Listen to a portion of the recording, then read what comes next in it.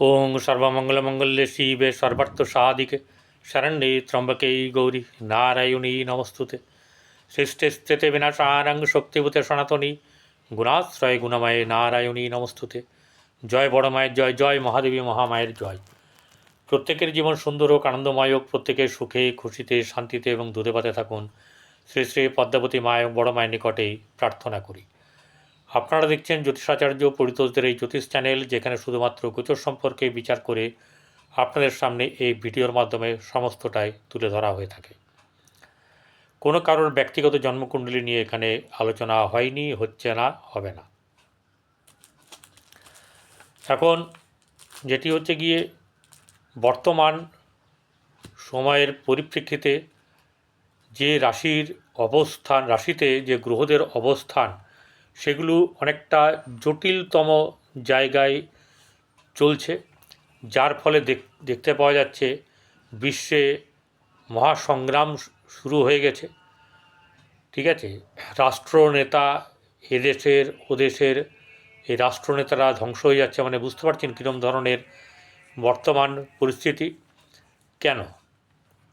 আর এটাও বলবো যে এত জোর মানে ঝামেলা ঝঞ্ঝাট সমস্যা থাকা সত্ত্বেও এই বৃষ রাশির জাতক জাতিকেরা কীভাবে নিজেদেরকে ভালো মতন সারভাইভ করার মতন অবস্থায় রেখে দিয়েছে, এবং তাদের আরও ভালো, এর মধ্যেও যে ভালোগুলো আছে, খারাপ তো আছে, সমস্যা থাকবে, তার মধ্যে যে নিজেকে ভালো করে রাখার একটা যে ব্যাপার, সেই গ্রহগুলো তাকে যে সাপোর্ট করার, সেই সাপোর্টটা কীভাবে সে পাচ্ছে। ঠিক আছে, আর যদি দেখা যায় যে আপনি সাপোর্ট পাচ্ছেন না, তাহলে হয় ধৈর্য ধরতে হবে, আর নাহলে আপনার পরিচিত নিজের জ্যোতিষীর কাছে যেতে হবে। যাই হোক, ভিডিওটি শুরু করার আগে আপনাদের কাছে অনুরোধ করব, যারা ভিডিওটি দেখছেন তারা সাবস্ক্রাইব করবেন, যারা সাবস্ক্রাইব করেননি তাদেরকে বলছি সাবস্ক্রাইব করবেন, পাশে থাকা বেল আইকনে ক্লিক বা আপনার ট্যাপ করবেন, তার পাশে অল লেখা থাকবে সেটাতেও ট্যাপ করবেন। এতে ভিডিওর সমস্ত নোটিফিকেশন আপনার কাছে যত সময়ে চলে যাবে। আমি যা বলি, গ্রহ বর্তমান সময়ে গোচরে যেভাবে থাকে সেগুলো আমি কাটাছাড়া বিচার করে আপনাদের সামনে তুলে ধরার চেষ্টা করি। আগেও করেছি, এখনও করছি, আগামী দিনেও করব, এবং আপনাদের ভালোবাসা আশীর্বাদে আমার এই যে প্রয়াস সেটা অক্ষুণ্ণ থাকবে। কারণ আপনাদের পছন্দ হয় এই সব জিনিসগুলোকে তুলে ধরার। তাই যারা সৎ মনোভাবাপন্ন, যারা সত্য শুনতে ভালোবাসে, যারা সঠিক শুনতে ভালোবাসে, তাদের 19-20 তো হতেই পারে। আপনার জন্মকুণ্ডলী তো আমি দেখছি না, সেই ক্ষেত্রে নিজেদেরকে এটুকু মনে হতে পারে, শিখতে পারবেন এখান থেকে, জানতে পারবেন, বুঝতে পারবেন। চলুন, বৃষ রাশি, রাশিচক্রের দ্বিতীয় রাশি, রাশির অধিপতি শুক্র বর্তমানে সে তুঙ্গ ঘরে, তুঙ্গ স্থানে অবস্থান করছে বা উচ্চস্থ হয়ে আছে, সেটি হচ্ছে গিয়ে মীন রাশিতে। আর এই রাশিতে যে কোনো গ্রহের দৃষ্টি, সেটি হচ্ছে মঙ্গল এবং শনির দৃষ্টি এই রাশির ওপরে অবস্থান করছে। তো এই অবস্থাতে বৃষরাশি কী হবে? একে দেখুন, আপনার কর্মস্থানে মঙ্গল, ভালো কথা, সপ্তমপতি মঙ্গল কর্মস্থানে বসে আছে, সেটা একদিক থেকে অনেক ভালো। কর্মর দিক থেকে, বিশেষ করে প্রশাসনিক দিক থেকে, কাজে কর্মের দিকে আপনাদেরকে সহায়তা করবে। কিন্তু এর সঙ্গে একটা ব্যাপার হচ্ছে যে মঙ্গল কি, মঙ্গল হচ্ছে গিয়ে অগ্নিকারক গ্রহ। তো এই অগ্নিকারক গ্রহ কি করছে আপনার, সে তো সবসময় আগুনের মধ্যে একটা বসবাস করা, এরকম একটা ব্যাপার এখানে বোঝানো হচ্ছে। এরপরে রাহু, রাহু এখানে বারুদ নিয়ে বসেছে, রাহুকে বলা হয় বারুদ। তো এবারে অগ্নি এবং বারুদ যদি কাছাকাছি থাকে, একই রাশিতে থাকলে কী হবে? বিস্ফোট তৈরি হবে। যে ঘটনাগুলো ঘটছে তারই উদাহরণ আমি আপনাদেরকে সঠিকভাবে দেওয়ার চেষ্টা করছি। এই যে ধরুন, এখন একটুখানি না বললে নয়, এই যে যুদ্ধ চলছে, সেই যুদ্ধের ফলে রাষ্ট্রনায়করা মারা যাচ্ছে। তো এবারে কোনটা মানে নেতানিয়াহু মারা গেছেন এরকম ধরনের খবর সিএন থেকে আপনার বা আমেরিকান নিউজ থেকে পাওয়া যাচ্ছে। তাহলে একটা জিনিস চিন্তা করুন, বর্তমানে এমন একটা গ্রহের যোগ, যে গ্রহের যোগের কারণের জন্যে মানে মানুষের সঙ্গে মানুষের সংঘাত বাঁধতে পারে। ঠিক আছে, দেখুন এটা যে দেশের সঙ্গে দেশের হচ্ছে, আমাদের জনতারা কখনো তো চায়নি কারোর সঙ্গে অন্য দেশের যুদ্ধ হোক।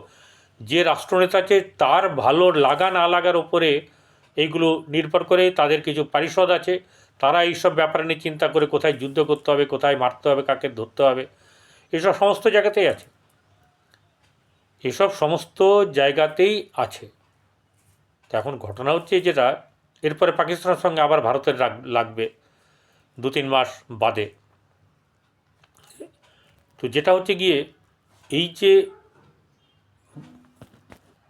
এবারে কেমন জটিল, বুধ দ্বিতীয়পতি পঞ্চমপতি সে বর্তমানে বক্রী হয়ে আছে, তার বক্রতা ছাড়তে ছাড়তে 20 তারিখ রাত্রে অর্থাৎ 21 তারিখ থেকে সে ফুল প্লেজে কাজ করতে পারবে দশমভাবে।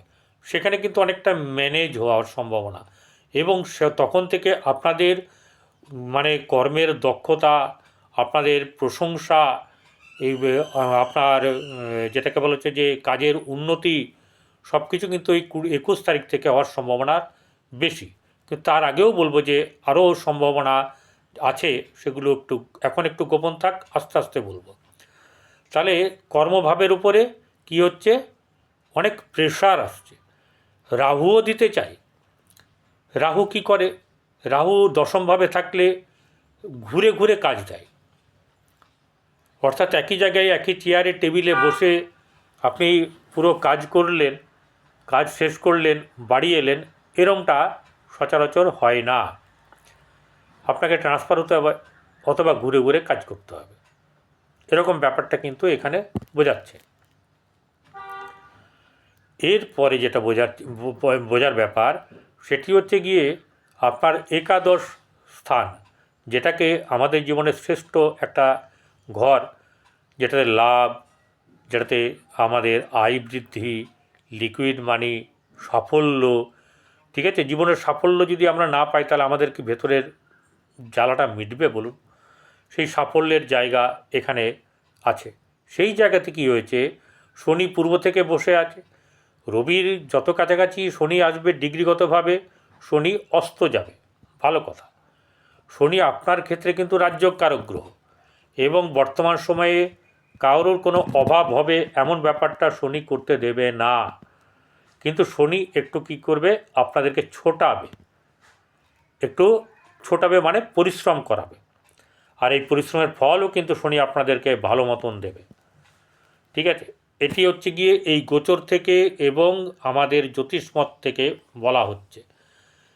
এই যে শনি অস্ত যাচ্ছে মানে শনির যে কার্যক্ষমতা বর্তমান সময়ে ধীরে ধীরে যার যেমন তার প্রভাব বাড়ে, ধীরে ধীরে তার প্রভাব কমে, তাহলে একবারে প্রভাব কমে যাবে না। তো এবারে রবি ওখানে প্রবেশ করেছে, রবি প্রবেশ করাতে শনি আরও যে তার অস্তগামীর যে ব্যাপার সেটা আরও বেশি করে বাড়বে। সঙ্গে দেখুন শুক্র এখানে আপনার রাশিপতি শুক্র, ষষ্ঠপতি প্রতিষ্ঠার অধিপতি শুক্র, রোগ ঋণ নাশ করার অধিপতি শুক্র, সে বসে আছে তুঙ্গ বা উচ্চস্থানে। তুঙ্গ বা উচ্চস্থানে ভালো ফল দেয়, আপনি ভালো ফল পাবেন, কিন্তু রবি যত কাছাকাছি শুক্র কাছাকাছি যাবে এত মানে দুর্দর্শ খারাপ, এতটা খারাপ মানে বলা নয়। কারণ কি, একটা উদাহরণ দিলে আপনারা বুঝতে পারবেন। সেই উদাহরণটা হচ্ছে গিয়ে যে দ্বিতীয় আমাদের লগ্ন সাপেক্ষে দ্বিতীয় ভাব ধনভাবে যদি রবি এবং শুক্র থাকে বলা হয় দারিদ্র যোগ, এবং চিরদারিদ্র যোগের একটা ব্যাপার হয়ে যায় যদি কোনো শুভগ্রহ না দৃষ্টি দেয়। ঠিক আছে, শুধু রবি আর শুক্র যদি বসে থাকে, তাহলে এই একটা যে জিনিস হচ্ছে গিয়ে দারিদ্র্য যোগ। তাহলে এই জায়গাটাতে আমি যে গবেষণা লব্ধ ফল আপনাদেরকে তুলে ধরব, সেটি হচ্ছে এই যে সাফল্যের জায়গা, আয়ের জায়গা যখন এখানে বসে আছে, সেই সাফল্যে আয় লাভ এগুলোর কিন্তু দারিদ্রতা করবে, অর্থাৎ এগুলো দিতে দেবে না। এগুলো দিতে দেবে না মানে আর্থিক দিক থেকে সাফল্য মানে আর্থিক উন্নতির ব্যাপার, সেটা দিতে দেবে না, বাধা দেবে। ঠিক আছে, সবাই কিন্তু সবার কাজ করছে। শনিও রবিকে দেখতে পারবে না, কিন্তু শনির সঙ্গে রবির সঙ্গে বিরাট পিতা পুত্রের একটা বিরাট মতানৈক্য আছে। পিতা যে পথে চলে শনিদেব সে পথে চলে না। রবির একরকম মত, তো শনির আরেক রকম মত। রবি হচ্ছেন তেজময়, সবসময় অগ্নি জ্বলছে। শনি হচ্ছে গিয়ে এতটাই মানে কঠিন ঠান্ডা যে আপনি সাধারণভাবে বরফের হাত দিলে সেই বরফে আপনি জল পাবেন, কিন্তু এত শুষ্ক বরফ আপনার শনির বলয়ে যে সেখানে হাত দিয়ে ঘষলেও আপনি বরফের হয়তো কণা পেতে পারেন, ছোটো ছোটো ছোটো ছোটো ক্ষুদ্র ক্ষুদ্র বা অতি ক্ষুদ্র কণা, কিন্তু জল পাবেন না, এরকম একটা ব্যাপার। তো সেই জায়গায় দাঁড়িয়ে এইখানে যে বিরুদ্ধাচারণ সবাই কিন্তু দিতে চাইছে, শনিও ওখানে আপনাকে ভালো দিচ্ছিল, রবি গিয়েও আপনাকে সাফল্যের জায়গায় আপনার সুনাম যশ পদ, হ্যাঁ মানে পদোন্নতি এইসবগুলো দেওয়ার চেষ্টা করবে। শুক্র আপনাকে সম্মানের সঙ্গে সঙ্গে অর্থের সঙ্গে সঙ্গে স্বাচ্ছন্দ্য সুখ এগুলো দেওয়ার চেষ্টা করছে, সবাই দেওয়ার চেষ্টা করছে, কিন্তু সব একসঙ্গে হয়ে যাওয়াতে, বিরুদ্ধ গ্রহ হয়ে যাওয়াতে কি হচ্ছে, ফলটাকে নষ্ট করে দেওয়ার একটা ব্যাপার হচ্ছে। এমতাবস্থায় যে যে জায়গাগুলো অ্যাক্টিভ হওয়ার ব্যাপার, সেটি হচ্ছে গিয়ে আপনাকে শনি এবং মঙ্গল আপনার রাশিতে দৃষ্টি দিয়ে আছে। তাহলে আপনার মধ্যে একটা উদ্যোগ, চেড়ে ওঠার ক্ষমতা, কার্য করার মানে কার্যকে ধরা এবং কাজ শেষ করার যে মানসিকতা, সেই ব্যাপারগুলো আপনার মধ্যে আসবে, অর্থাৎ পরিশ্রম আপনার বৃথা যাবে না। দ্বিতীয় হচ্ছে যে দ্বিতীয়কে বসে আছে, দ্বিতীয় বসে আছে বৃহস্পতি, যে আপনার সহায়তা করার জন্যে, সাহায্য করার জন্যে এক পায়ে খাড়া দাঁড়িয়ে, সেটি হচ্ছে বৃহস্পতি দেবগুরু। এই দেবগুরু বৃহস্পতি এখানে থেকে কি করছে, এক নম্বর হচ্ছে যে দ্বিতীয় থাকলে, যে এখন তো রেট্রোগেট নেই, ঠিক আছে, কারণ গ্রহ যে যেভাবে বসে থাকে গোচরে সে সেইভাবে ফল প্রদান করে। তো দ্বিতীয়ভাবে বসে থাকলে বৃহস্পতি কী করে, অর্থ রোজগারও করায়, আবার অর্থ সঞ্চয়ও করায়। ঠিক আছে, এই দুটি হবে। মানে আপনি কথার কথা যদি 1,000 টাকা রোজগার করেন, দেখা যাবে যে 200 টাকা আপনি জমাচ্ছেন।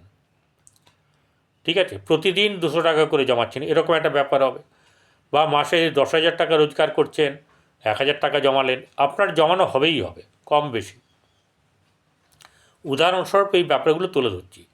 তাহলে বৃহস্পতি দ্বিতীয়ভাবে থেকে আপনার আত্মীয় কুটুম্ব পরিবারকে যেমন সমৃদ্ধ করছে, তেমনি আপনাকে আর্থিক দিক থেকে একদম একটা ব্যালেন্সে রাখবে, যেটা না পড়তে দেবে, ঠিক আছে, আর না খুব হাই লেভেলের দেবে।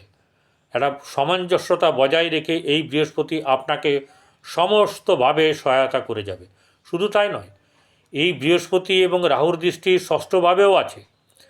ষষ্ঠভাবে থাকলে শত্রু নাশ করাবে, রোগ থেকে ব্যাধি থেকে মুক্তি করাবে, কারণ এখন আপনি ব্যাধিমুক্ত অনেকটাই হবেন, কারণ এই ষষ্ঠভাবের অধিপতি রাশি এই গ্রহ সে হচ্ছে শুক্র, উচ্চস্থ অবস্থায় আছে। আর শুক্র কী করে, শুক্র হচ্ছে কিন্তু রোগ নাশক। আমাদের রোগ যদি বৃদ্ধি হয়ে থাকে, এই সময় রোগের প্রকোপ কিন্তু কমবে। তারপরে বৃহস্পতির দৃষ্টি আছে। রাহু যদিও বা একটুখানি ইন্ধন দেয়, বৃহস্পতি কিন্তু আপনার এদিক থেকে তার অমৃতসম দৃষ্টির দ্বারা আপনাকে কি করবে, আপনার কষ্ট লাঘব তো করবে, সঙ্গে একটু হিমেল হাওয়া দেবে। এরপরে যেটা হচ্ছে গিয়ে অষ্টমভাবে দৃষ্টি দেওয়া। অষ্টমভাবে দৃষ্টি দেওয়াতে আপনাদের যদি এরকম থাকে যে পুরনো কারোর সম্পত্তি পাওয়ার ব্যাপার যাদের আছে, তাদের সেই ব্যাপারে নিয়ে অনেকটা সফলতা আসবে।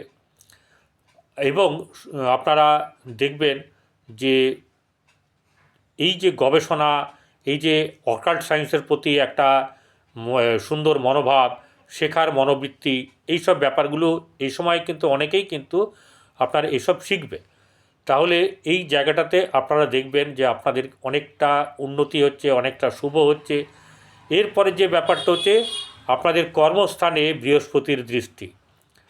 সেই কর্মস্থানে বৃহস্পতির দৃষ্টির কারণে কি হচ্ছে, এই যে খারাপ যে জায়গাগুলোকে বললাম সেই জায়গাটা অনেকটাই সমৃদ্ধ করে তুলবে বৃহস্পতির অমৃত সমদৃষ্টি, যার ফলে কর্মের জায়গাতে আপনাদের সুনাম ঘটবে, কর্মের জায়গাতে উন্নতি ঘটবে এবং কর্মের স্থানকে যতটা খারাপ করে দেওয়ার চেষ্টা হবে সেই জায়গাটা অনেক মেকআপ দিয়ে আপনাকে ভালো মতন করে জায়গা করে দেবে এই বৃহস্পতি।